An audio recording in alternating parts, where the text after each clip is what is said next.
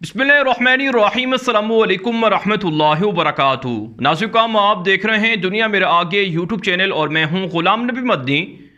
मुत्तहिदा अरब इमारात पर दुबई पर ईरान नवाज हूसियों ने एक मरतबा फिर मिज़ाइलों से हमले किए हैं। मिज़ाइल बरसाए गए हैं जिसे यूएई के दिफाई सिस्टम ने नाकारा बनाने तबाह करने का दावा किया है।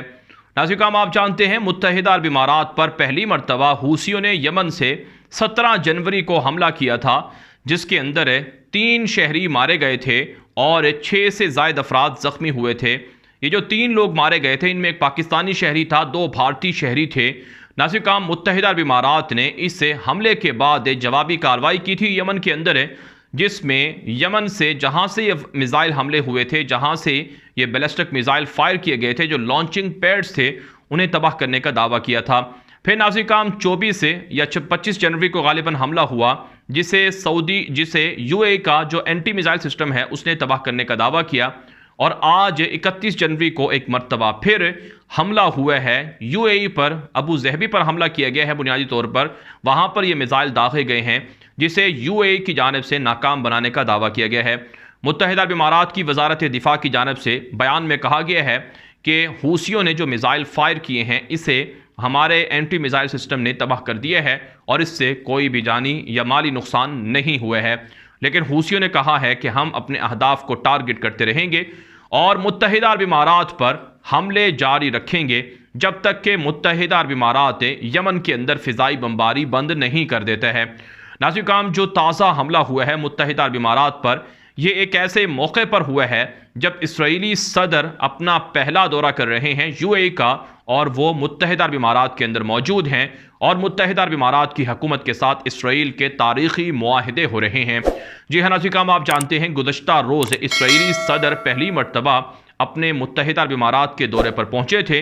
ये किसी भी इसराइली सदर का पहला दौरा अरब मुल्क है और इस दौरे के दौरान मोहम्मद बिन जायद अल नहयान जो वली अहद हैं यूएई के, उनके साथ मुलाकात हुई, उनके साथ तारीखी मुआहदे हुए। इसराइली सदर ने कहा कि हम यूएई की सलामती के लिए, यूएई के अमन के लिए, दिफा के लिए, सिक्योरिटी के लिए ताउन करेंगे, अपने हथियार फराहम करेंगे। इसी तरह से नाज़रीन, इसराइली सदर ने यूएई के अंदर बैठकर यह भी कहा कि जिस तरह से मुत्तहिदा अरब इमारात ने इसराइल को तस्लीम किया है, इसराइल के साथ ताल्लुकात बनाए हैं, इसी तरह से इसराइल चाहता है कि दीगर अरब ममालिक के साथ भी इसराइल के ताल्लुकात बने।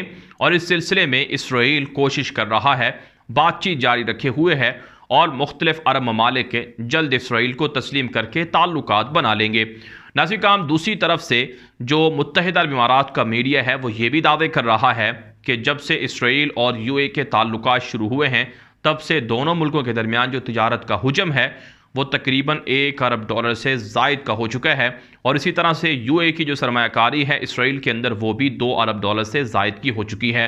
तो दूसरे लफ्ज़ों में नाज़रीन, ये कहा जा सकता है कि इसराइल को यूएई के साथ दोस्ती लगाने से फ़ायदा पहुंच रहा है और इसराइल यूएई से जो पैसे हैं वो हासिल कर रहा है, और इसी तरह से जो अरबों का पैसा और सरमाया है वो इसराइल के यहूदी अपने फ़ायदे के लिए इस्तेमाल कर रहे हैं।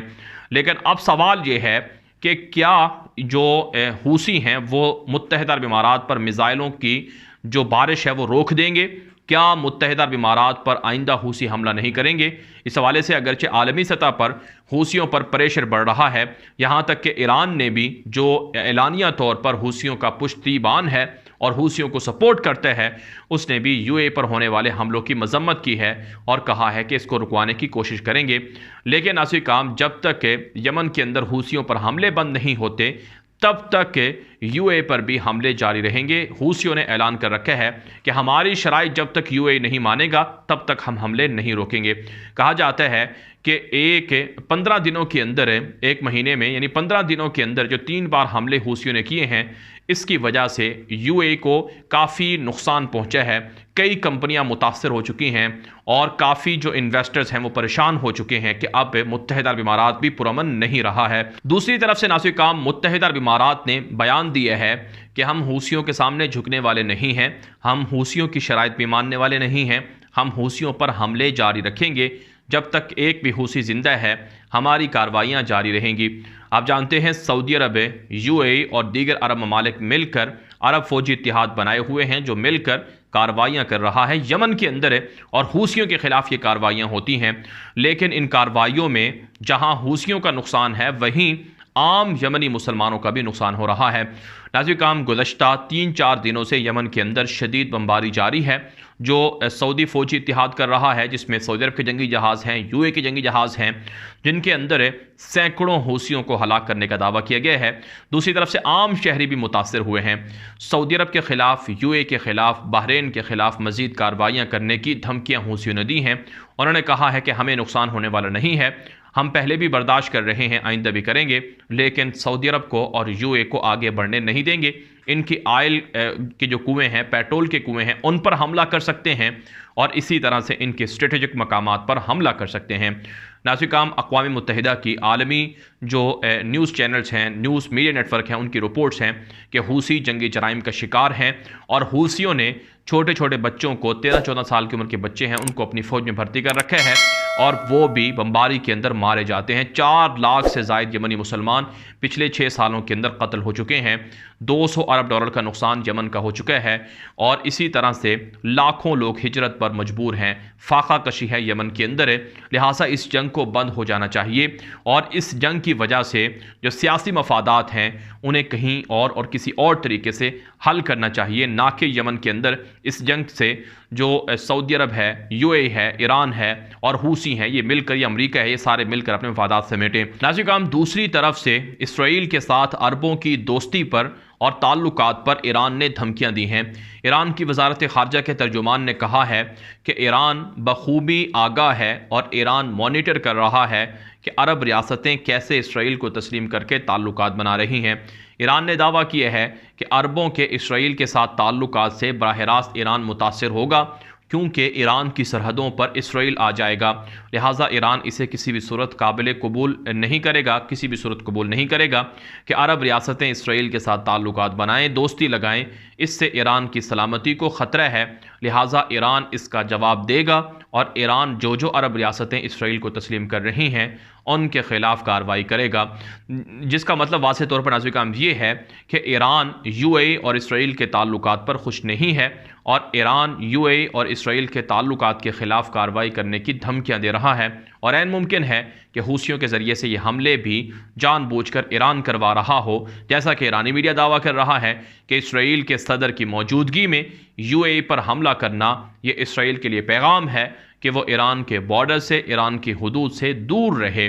लेकिन नाज़रीन, दुनिया के माहिरीन जो ईरान और इसराइल के ताल्लुकात को देखते हैं वो ये कहते हैं, उनकी राय है और उनका ये मौक़िफ़ है और स्ट्रॉन्ग उनके पास दलाइल हैं कि आज तक इसराइल ने ईरान पर हमला नहीं किया है और ना ही ईरान ने इसराइल पर हमला किया है।